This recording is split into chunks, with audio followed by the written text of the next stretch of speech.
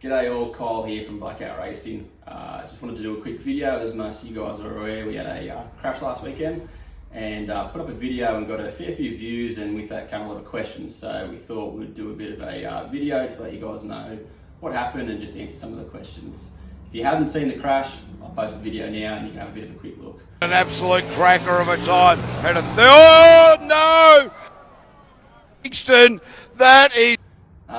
So first question being, how did we crash? What happened? I've had that many questions. Did the steering break? Did the boat cut off? Did you hit a bank? Well, none of the above, unfortunately. So to kind of explain it, where we raced at Griffith is a bit of a renowned track for big crashes. Reason being, it's a bit of an older track with a bit of a different design in the way it was built. Most new tracks are a bit of a U-shaped design, which will look like this, which allows the water to escape from the track and not become turbulent within the track. Griffith, however, is cut like this, square cut. So when you drive around, all the water sloshes back and forth in the track and makes a massive amount of wakes. In one of the new track designs, the water just floats out and doesn't often come back into the track. With that being said, we were heading down the main straight at Griffith underneath the timing tower. This is in our top 3 run. We're doing 115.1. Started to turn, the boat did start to turn, and then we ran over a bit of crosswash, which caused the suction of the bottom of the boat to break, lifted the boat up out of the water a little bit at the back, and that's where all our steering fins are.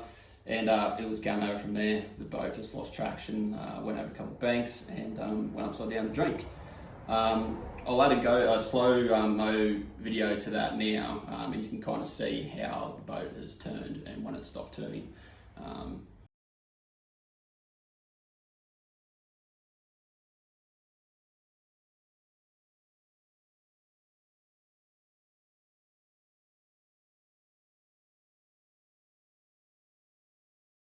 But yeah, that's all that happened. We just got unlucky. We drove the same line as what we did in the top 6, same steering position angle. Just I guess went into the corner a little bit quicker and just got unlucky with the crosswash. So that's what happened. Nothing happened to the boat. The steering was fine. Boat didn't cut out, nothing like that. We just lost suction, got a little bit unlucky. Second question being is, how did Jacob get out so quick?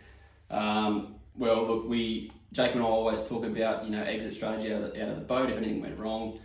And he was just ready. He just, we came off, went upside down, and he thought that's where we were going to stay, upside down the drink. So he was straight onto his belt, got himself unbuckled. And then on the impact, I got a little bit knocked out, and he was unbuckling me before I even came to. So his seat didn't break, his harnesses didn't break. He was just super, super quick to react, and did a fantastic job at doing what he did. The other question was, are we okay? Yes, we are okay. We got a few, minor injuries. Jacob has a bursted blood vessel in his eye. I am a little bit softer than Jacob apparently, and had a little bit more damage, but similar thing, a bit of a black eye, damage to my nasal cavity, which is causing a few nosebleeds.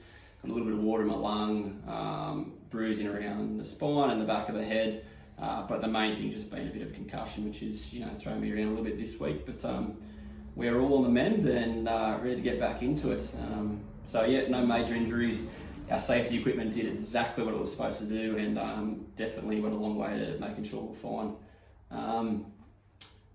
Boat damage. What's the damage to the boat? So these things are pretty strong. I'll give you a bit of a rundown of where we're at with the boat. So the main damage to the boat was our seats, or my seat in particular, where the water slapped my head into the back of the seat and snapped the top of it off. A bit of a crack there. Jacob's has a bit of a crack on the shoulder side. We've got some small cosmetic dents along the dash, and the sides under here is a little bit pushed in. But other than that, the boat is A-OK. The engine, however, the engine is not A-OK. The engine is hurt. We have, I think, about 3 bent rods, and pretty much all the gudgeon pins on the pistons are bent and look like bananas. So it's going to be a full rebuild. Hopefully the block and the heads are okay, and we won't have to get into that. But at this stage, yeah, it looks like we'll be doing at least rods, pistons, and valves. But look, we're not rushing anything at the moment. We'll leave the engine with the engine builder and give them some time, and we'll put it back together as best as we can.